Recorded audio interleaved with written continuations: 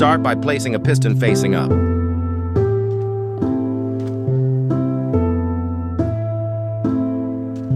Then place an observer facing into the piston, followed by a redstone lamp behind the observer. Make sure that when you look at the observer, it's the red dot, not the face.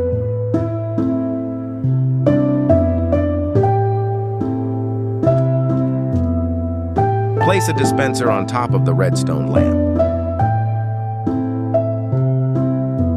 Then place a powder snow onto the observer. Next, place a piston on top of the dispenser. Then dig down 2 blocks and place 2 observers to create a clock.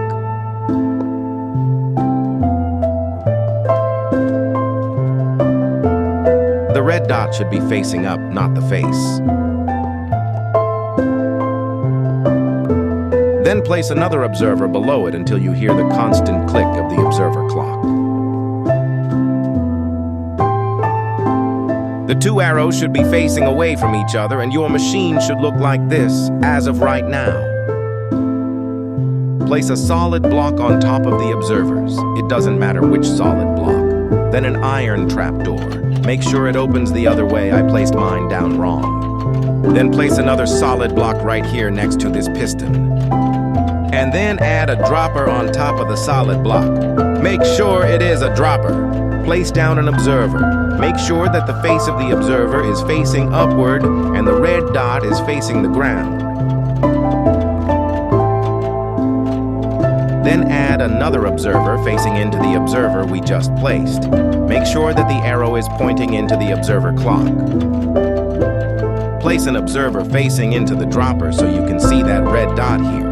Then, place a redstone torch on the red dot. Make sure that it is on the side of the observer and not on the block below it. Then, place a button onto the upper piston. It doesn't matter which kind of button. Place a redstone dust on top of this observer and then a repeater on top of the dropper, and right-click it once to set it to 2 ticks. Make sure to do everything exactly like I do here.